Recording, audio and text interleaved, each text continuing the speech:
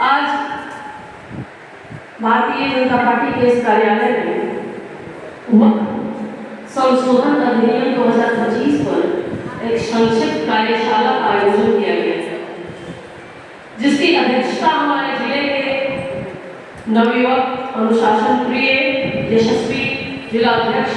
नीरज कुमार सिंह जी कर और इस कार्यक्रम का संचालन बड़े ही संजीदगी से छोटे भाई मुकेश राठौर के द्वारा किया जा रहा है। और इस कार्यक्रम के बाबत प्रदेश से चलकर आई हुई मातृशक्ति बड़ी बहन परिहार की विधायिका गायत्री देवी जी और साथ ही एक कार्यकर्ता से ऊपर उठे हुए संघनिष्ठ सोच के धनी प्रदेश में किसान मोर्चा के अध्यक्ष रह चुके, प्रदेश के महामंत्री रह चुके हमारे अभिभावक रत्नेश सिंह जी और उनके बगल में बैठे हुए महामंत्री हमारे मृदुभाषी शालीन स्वामित्व रखने वाले स्वामित्व का व्यक्तित्व रखने वाले राजेश कुमार राजू जी और इस जिले के निवर्तमान अध्यक्ष जिन्हें मैं अक्सर कहा करती हूँ चाणक्य सरीखे नीति निर्धारण में निपुण संजीव पांडे जी और उनके बाजू में बैठे हुए अल्पसंख्यक मोर्चा के अध्यक्ष भाई अशरफ कमाल जी, जिन्होंने बड़ा ही बेबाकी से वक्त बोर्ड पे अपने विचार को हम सबों के सामने रखा। दर्शक यहाँ में बैठे हुए भाजपा संगठन के पितामह श्री राम पाल शर्मा जी, उपाध्यक्ष श्री विभास चंद्र झा जी, छोटे भाई उपाध्यक्ष आदित्य सिंह जी, हमारे सप्तऋषि जिन्हें मैं 7 मंडल के मंडल अध्यक्षों के लिए सप्तऋषि शब्द का प्रयोग करती हूँ, उसमें से आए हुए हमारे छोटे भाई नितेश, पवन जी, वैद्यनाथ जी इत्यादि और जिला मंत्री हमारे सामने बैठे हुए आतिथ्य सत्कार के महारत हासिल किए हुए मनोज जी, मातृशक्तियां, आप तमाम लोगों का मैं शिवभर के वीर प्रसूता भूमि के हृदय से वंदन और अभिनंदन करती हूँ।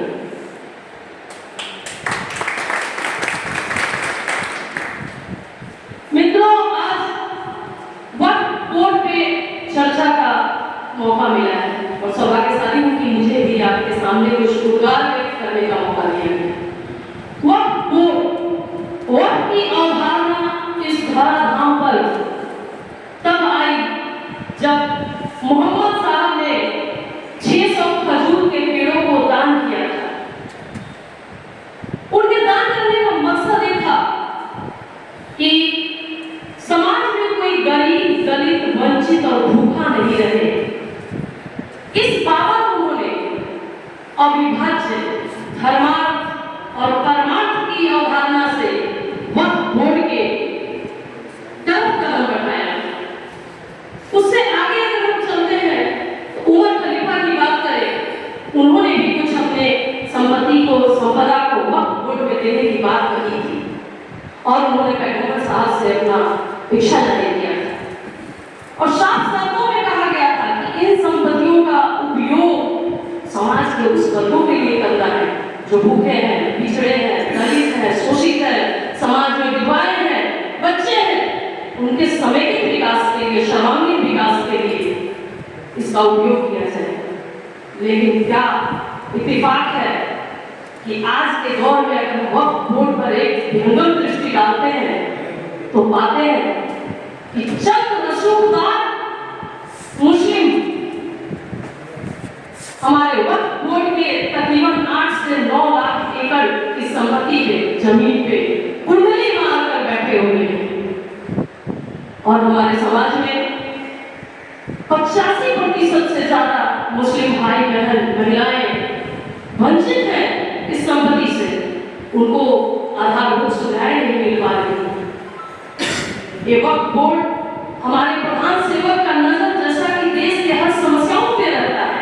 चाहे धारा 370 की बात रही हो, रामलला के राम अयोध्या में स्थापित करने की बात रही हो या ट्रिपल तलाक की बात रही हो, इसी क्रम में वक्फ बोर्ड में संशोधन की भी बात आती है और वो चाहते हैं कि हमारे देश में रहने वाले हर जाति वर्ग और धर्म के लोग सुखी रहे, स्वस्थ रहे, संपन्न रहे। और वक्त बोर्ड की जहां तक बात है, आप तमाम बैठे हुए लोग जानते होंगे, अपने देश में सबसे ज्यादा संपत्ति रक्षा विभाग के पास है, और दूसरी सबसे ज्यादा रेलवे के पास है, और तीसरी वक्फ बोर्ड के पास है। लेकिन दुर्भाग्य है कि आज तक वक्फ बोर्ड कभी कहीं अपने समाज के सशक्तिकरण के लिए ना कोई हॉस्पिटल बनवाया, ना ही कोई प्रमाण का काम किया। उस पर एक अधिकार है चंद रसूलदार लोगों का। इन्हीं एक अधिकार को भंग करने के लिए प्रधान सेवक ने इस दिशा में कदम उठाया। लेकिन आज जो सवालिया निगाह हमारे सुप्रीम कोर्ट की तरफ से आ रहा है, मैं उनसे भी पूछना चाहती हूँ कि अभी तक 4 बार इसमें संशोधन हो चुका, लेकिन आपने कभी उस पे स्टे ऑर्डर नहीं लगाया। आज स्टे ऑर्डर लगाने की जरूरत क्यों आती है? आप किसी दुर्भाग्य से ग्रसित तो नहीं है? भाई, आपसे मैं एक अध्ययन आधारित तथ्य साझा करना चाहती हूँ। एक सरीस जफरलाल नाम के मुस्लिम स्कॉलर हैं, विद्वान हैं,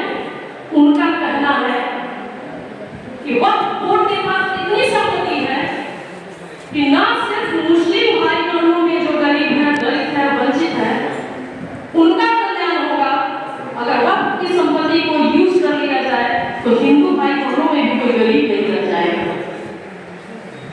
वक्फ बोर्ड, आपको छोटा सा उदाहरण मैं देना चाहती हूँ। पुराने मूवी में, सिनेमा में, चलचित्रों में जो देखते होंगे कि कोई गुंडा हाथ उठाता है और किसी महिला के ऊपर रख देता है, ये मेरी जायदाद है, मेरी संपत्ति है। महज वही स्थिति वक्फ बोर्ड की है।